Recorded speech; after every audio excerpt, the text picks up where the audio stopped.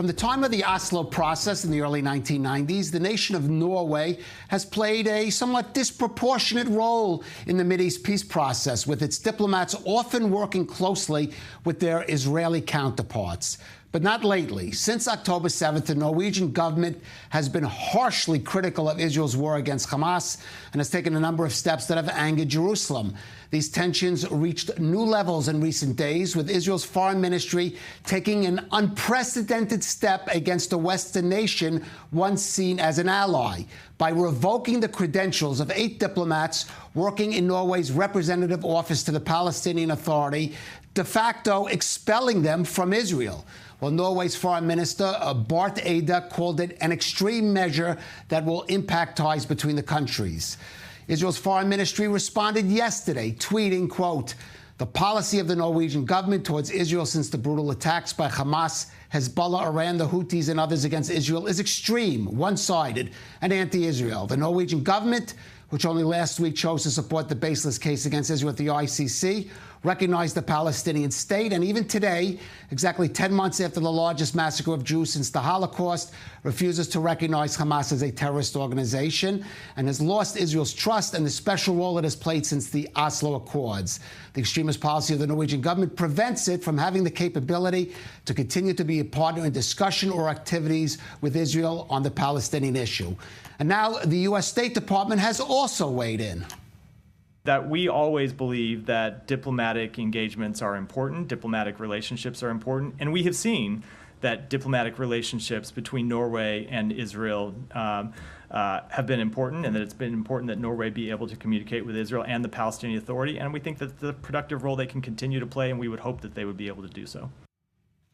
And joining us from Jerusalem is Professor Gerald Steinberg. He's the president of NGO Monitor, emeritus professor of political studies at Bar-Ilan University. And Gerald, a few months ago, you wrote a piece in the Jerusalem Post, a sort of personal letter to the Norwegian foreign minister, saying you've worked in the past. And I know, I can recall, I think it was 5-6 years ago, Norway actually cut down its funding to Palestinian NGOs that it said were promoting BDS. Talking about the steps Norway has taken. Why this sea change, you think, in Norway towards Israel in recent years? This government in particular has gone very much in the anti-Israel direction. It might be because they still have ambitions to play a role of like a peace process, and by appeasing Palestinians and Hamas, they think that perhaps they can play a role and recover some of the lost glory that they had when they were doing Oslo. Of course, Israelis see Oslo as a tremendous disaster, but in Norway, it's still considered to be a huge success. Little Norway played a major role on the international stage, so then perhaps they want to recover that. There's also an element of anti-Semitism, the Norwegian church in particular, which I've seen in some of my trips to Norway, where they really look at Israel in a very biased way, in a very hostile way, and in some ways a classical theological way. These upstart Jews have the state and think they have all this power. We want to put them in their place. So I think there's a combination of all those factors that we're seeing in this particular government. All right. Well, I just want to note there is an evangelical Christian community in Norway that's quite supportive of Israel. Yes, there is definitely we should know that. But as one example of how extreme they've gone from cutting down funding to NGOs that support BDS. The Norwegian Sovereign Fund did a BDS on Caterpillar, the American company, supposedly because of some of its products are used in the West Bank, Judea, and Samaria. But what about this move by the foreign ministry? Is this the way to go about it, which is, again, I would say kind of unprecedented diplomatic step against certainly a Western country that once seen as an ally of Israel?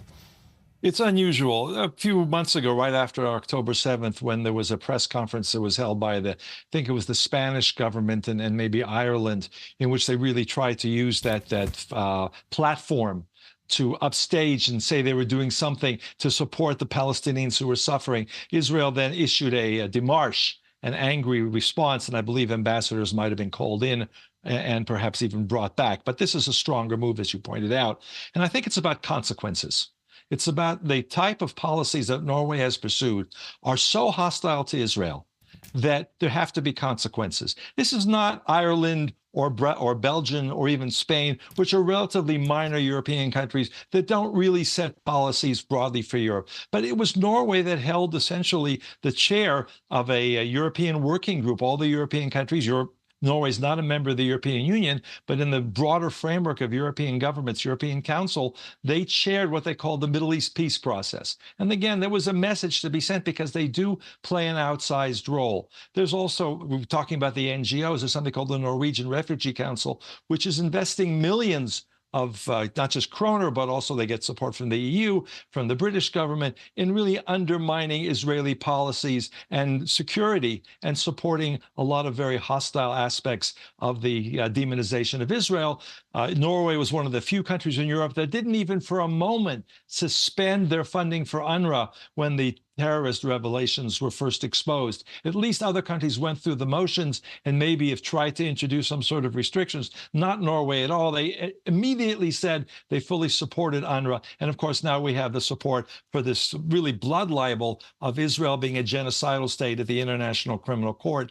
And that's something that I think was that really crossed the red line and led to the policy that said there have to be consequences for the Norwegian governments. They could pay attention to the fact that just appeasing Hamas and supporting Palestinians as always victims is not something Israel's going to sit quietly and watch happen. All right. Briefly, Gerald, did Bart, the foreign minister, Bart Data, ever reply to your plea No. to him, who you said you've worked with in the past? And I guess you had cordial dealings with him. Well, we had conversations in the past at various international frameworks, and they were cordial.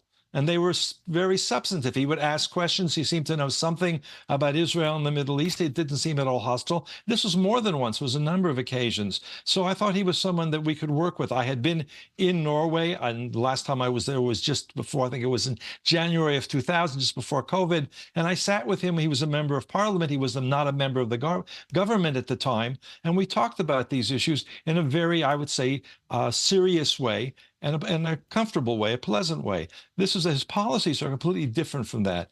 And again, for the reasons I talked about at the beginning, right. I think they are not substantive or based on some sort of potential positive contribution. It's really more about enhancing their own political position and playing the role of having an international responsibility and ability to influence policies. In fact, they're doing the opposite. They're pushing peace in the opposite direction. So what the foreign ministry has done through its action, and it wasn't expelling the Norwegian ambassador to Israel, it was restricting the ability of Norwegian representatives to the Palestinians to support the Palestinian cause and very much demonize Israel. And that's what the Israeli foreign ministry was signaling.